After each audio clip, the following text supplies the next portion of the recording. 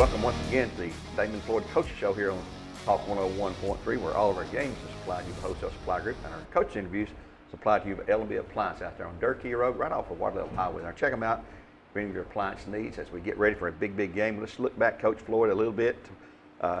We had a come back after an off week and had a good game with a very good Heritage Generals team. It was rugged, ugly in some aspects, but hey, a win is a win. And I walked away Friday thinking, boy, tough game. But woke up Saturday morning and said, well, we won this game with 3 touchdowns. You know, there's times we couldn't score 3 touchdowns in a game. Yeah. You know, we went one season we had 5 straight shutouts, not under you, but before you. And I thought, hey, 21-point win's pretty good against a good team. Well, I thought the same thing. Yeah. And you know, after in post game, and I think even in the interview, I was saying we didn't deserve to be number 1 and all that, and I still don't know if we do, because I think Oakland deserves that right until they lose. They were defending state champs. But I thought the same thing. I got up and watched film, and I'm thinking, wow, you take away 4 or 5 really bad plays, and we played pretty good. Yeah. So, and that's a knock on me, honestly, because you've been around me long enough. I'm always pointing out the negative, and I'm probably not positive enough. And our guys, did we come out and probably lay an egg at the beginning? Yes. But if you take away the first quarter, which was 9-0, it's 35-7 the last 3 quarters. Right. Now, I don't want them to come out with that necessarily lackadaisical, not attitude, because I thought we were giving effort. We weren't clicking.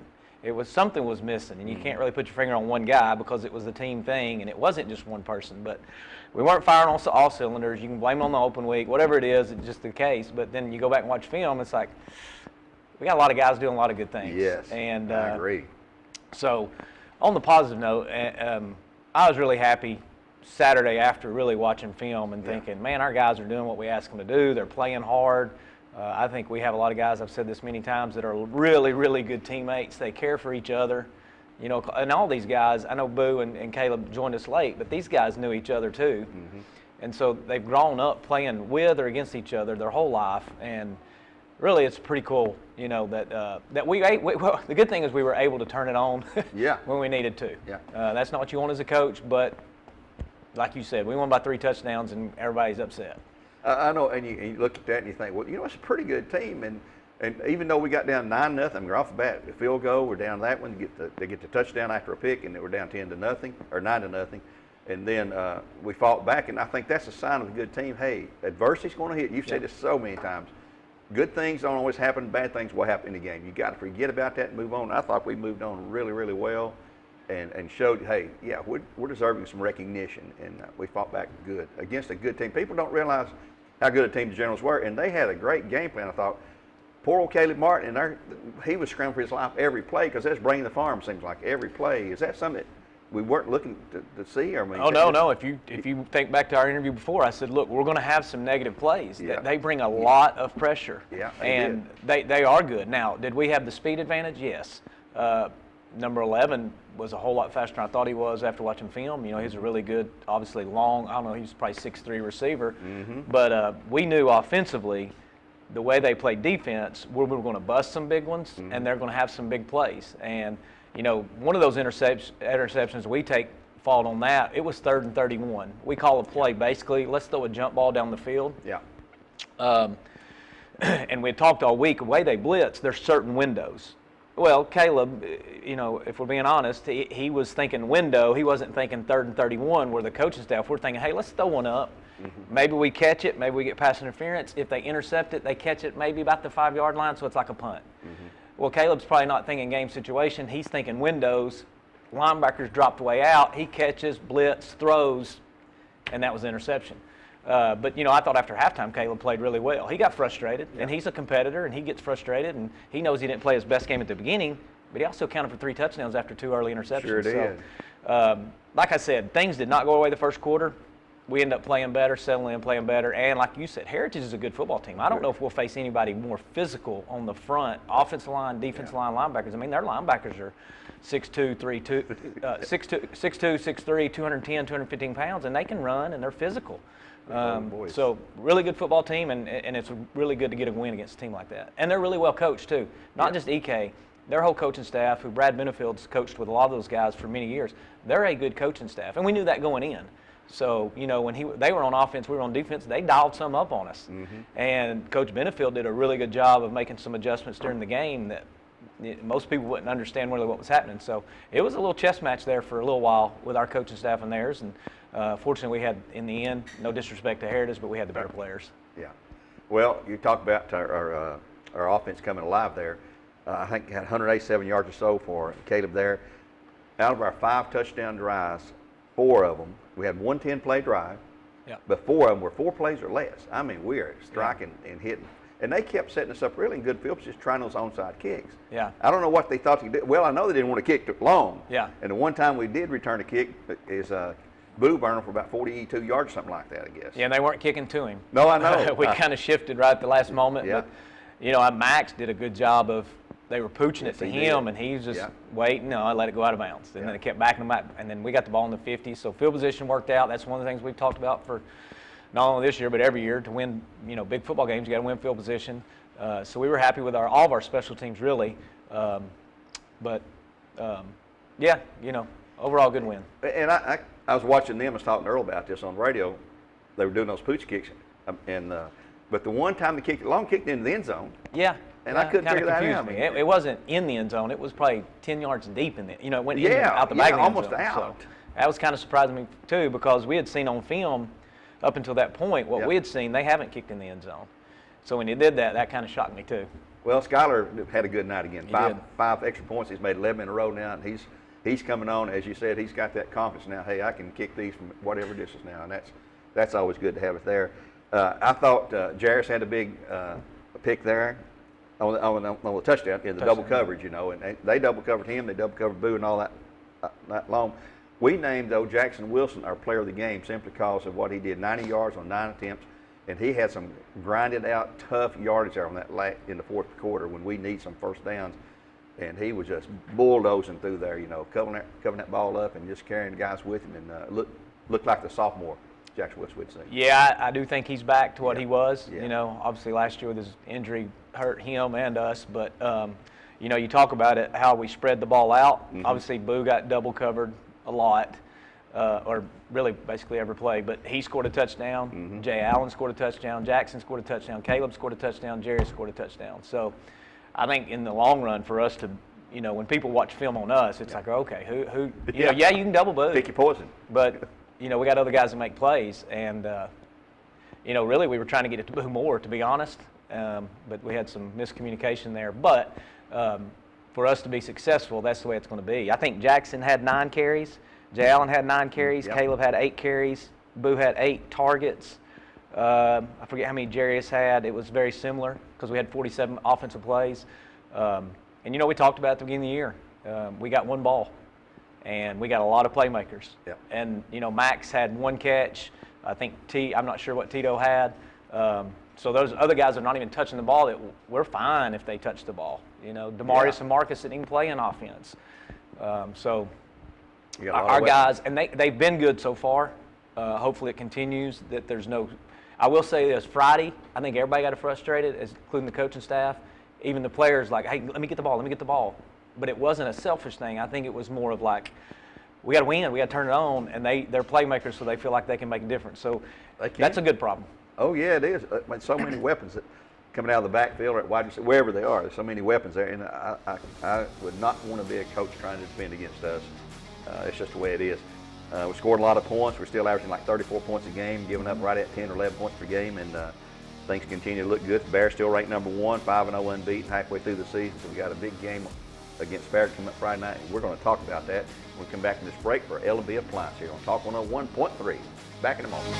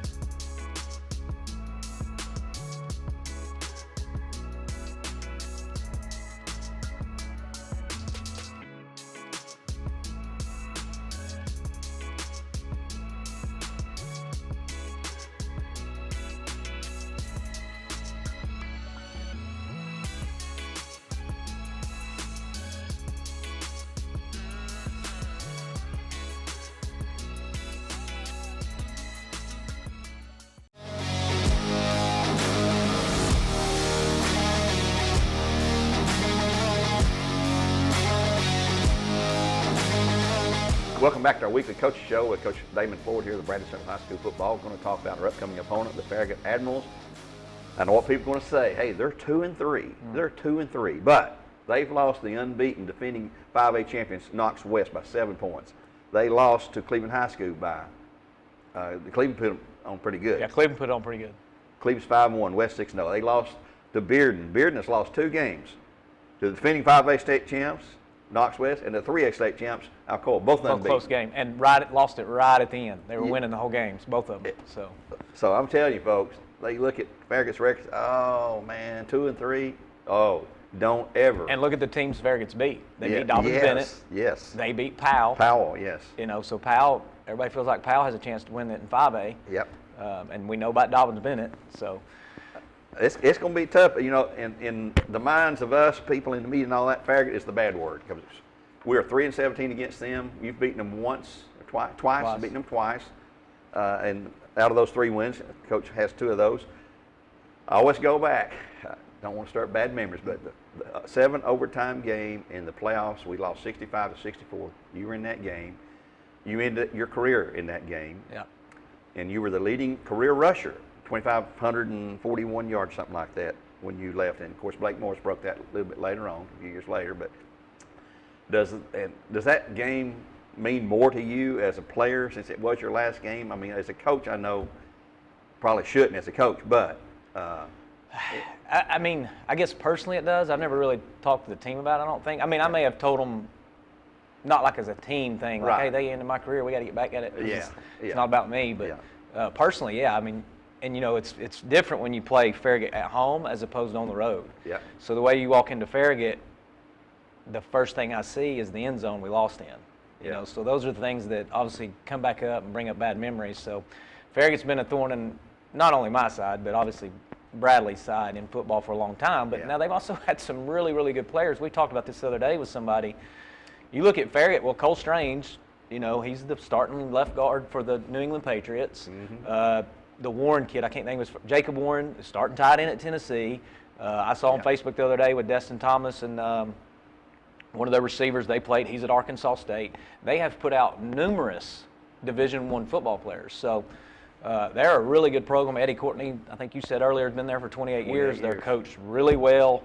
They give any team we play on, from a defensive standpoint, they give as much problems with formations and like if you line up wrong, making you pay for it. So they do a really good job, really good program. So obviously do have some bad memories, but a lot of respect for Farragut as well. Well, and you should have because they very well earned that. What do you see looking at them on film? What would they like to do on offense when they've got the ball? Like I said, they're very, very multiple. They've got guys. And stuff? Well, yes. And they're going to give you about 20 to 25 different formations. Mm-hmm. And then off those formations, they got a lot of shifts, motions, sometimes fast motion, sometimes slow motion. So lining up, communicating is going to be critical. But they got some really good receivers. They got a kid, I can't think of his name, number 5, who's a lot like number 11, what we just saw, probably faster. He's a player. I think he's a real big-time baseball prospect. Oh, okay. Quarterback's a new quarterback this year, so big, strong kid. Yep. Doesn't run it quite as much as they have in the past. I think. Yeah. It's a typical Farragut. I mean, at Farragut, every year, they play a lot of seniors. I know for years we've looked at their roster, and they'll have 20 of 22 starters seniors. Yeah. And then next year, 21 of 22 seniors. Yeah. So it's like they don't really start until they're seniors, but they're obviously well coached. They're developed, and offensively they'll give us some problems. Defensively, it's a little bit different than last week, thank goodness, because they don't blitz and stunt as much. Mm-hmm. They will, but it's more like a McMinn County where they're going to line up. You know what they're in. They know what they're in. They're going to play disciplined sound. They're not going to beat themselves.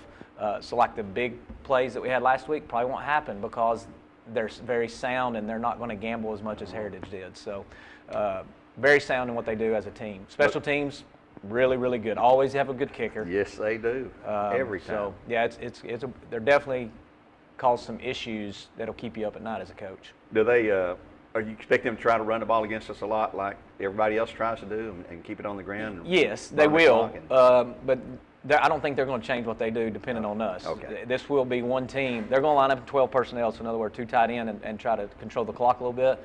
but they're also so heavily RPOs. Yeah. Depending on what we're doing, and obviously we're going to have to mix it up a little bit, we'll decide what they're going to do. And it'll be once we get in the game, we can kind of figure each other out too, and those calls will change a little bit after the first quarter. Let the chess match begin then, huh? Yes. Coach, something I've never asked you, I want to ask you today. You went to Bradley here, you went to UTC, played down there as a defensive back. What inspired you to get into coaching? I mean, is there a single person you said, man, this guy here is my inspiration to coach, or was it just you on your own? And how did that get started? I mean, you've been 18 years our head coach. You were an assistant before that. But somewhere along the line, something as a player, at high school and college, something made you have that desire to be a coach. Was anything in particular? Well, so I guess the first thing would be this, is my favorite subject in school was PE. Oh, okay. So going through school, it's like, I think I'd like to be a PE teacher. But honestly, probably Steve Logsdon.